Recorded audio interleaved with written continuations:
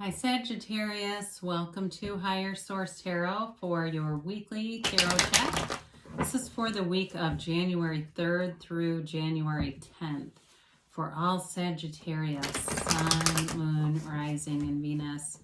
And if you are new to the channel, I post new readings every Friday and then usually again on Monday or Tuesday. So if a reading doesn't resonate, you can always check back in a couple of days. You could check a different part of your chart, or you could even watch an older reading if the title speaks to you in some way. I did post 2021 predictions. If you haven't seen those yet, you might enjoy those. And if you haven't subscribed, I'd love to invite you to join us and become a subscriber. That too will let you know when new readings are posted. So let's begin here and get the advice for Sagittarius, Sun, Moon, Rising, and Venus. What messages do you have for Sagittarius, please? Okay.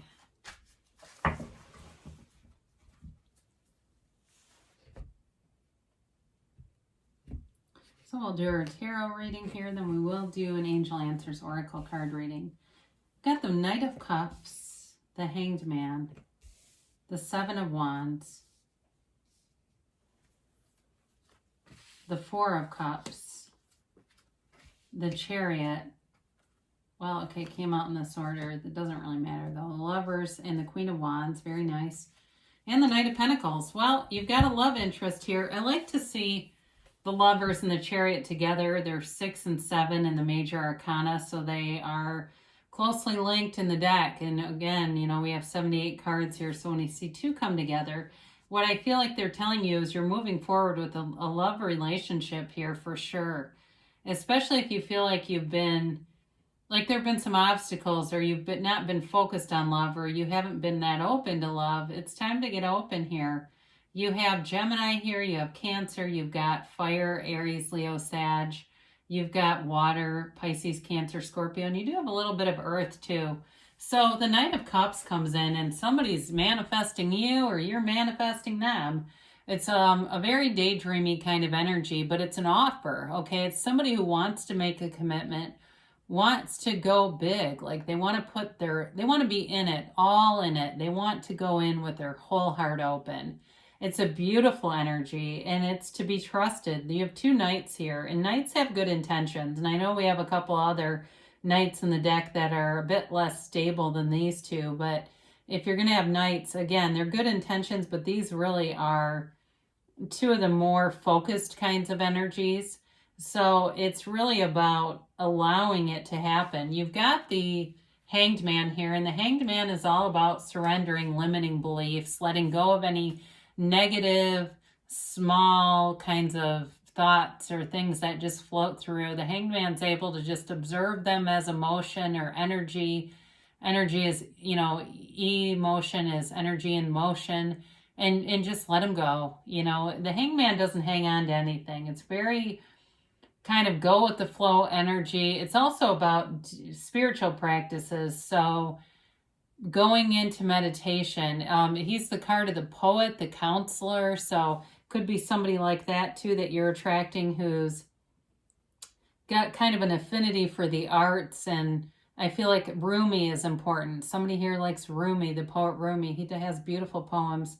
And so with this energy, you'll move forward. So I would not take this as stagnant as much as it's deep. There's a depth here, and it's wonderful.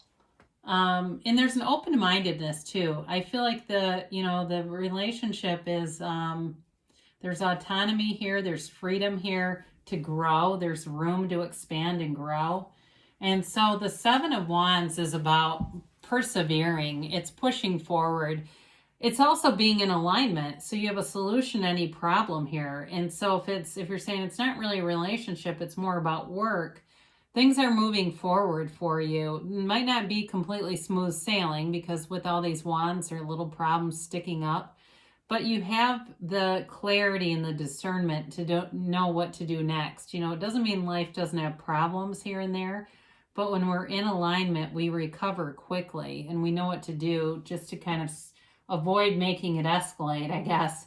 So the Four of Cups is a card of offers being presented, but it's also can be a card of boredom to some extent. So some of you, if you've been single, you may have been getting kind of bored of that life and starting to wonder what else is out there, inviting it in on an energetic level, especially too if you have been meditating. And this is a card of being outside. So if you've been even, you say, well, I don't particularly meditate, but I go outside for long walks and quiet my mind. Well, you're doing it.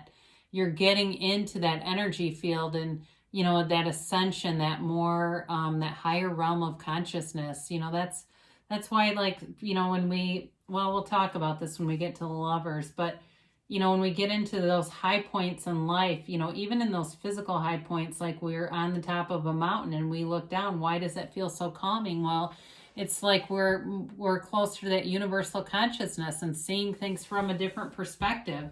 So the Chariot is a great card to have in any reading. It really is a card of moving forward, of goal attainment, victory, success, but there's confidence here. You have this confidence as you move into the year. And I feel like other people around you feel it too. They can just feel it in your vibration. And it's attractive. I also feel like it kind of attracts people towards you. So, you know, depending on where you live, as restrictions lift, you may find you have a lot of opportunities to be in social situations, and they may be outside. That may also be why that's here. But it's a card of law of attraction too. It's of manifesting using your mind. So some of you have manifested this beautiful relationship, and I guess we'll put him in here too. Through, you know, through those processes of quieting your mind and seeing it, and then bringing all those tones of reality in, all those sensory experiences as if it's here right now. So the Lover shows up to tell you that it's an important relationship. Now, if it's not a particular relationship and it's work, it's also telling you it's an important part of your career. Okay, this it can represent choice. It can represent too being able to navigate difficulties in relationships. You see that mountain in the background, but it's not a challenge really that they can't overcome. It looks tiny in the background in terms of the scale here, but that is what it symbolizes. So any challenges, again, you're navigating with a fair amount of ease. So don't be afraid as you go forward. There's definitely love here and an energetic connection that's eternal. There's a match here. There's a soulmate connection here. And it's beautiful. It's this harmonious energy, and there's a high level of acceptance of, you know, that sometimes relationships have challenges, right? The other person has some little foibles or whatever, but they don't get blown out of proportion. This is sort of keeping things in perspective, okay? And being able to go forward with it. Now you do have the Queen of Wands, who brings in a great deal of passion.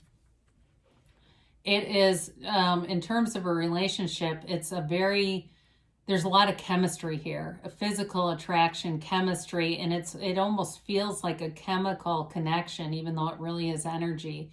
But for some of you, I hear somebody saying it's like we're addicted to this relationship, even though you don't have the devil here. So I feel like that kind of is fleeting, though, that level of energy connection. It's just being in alignment.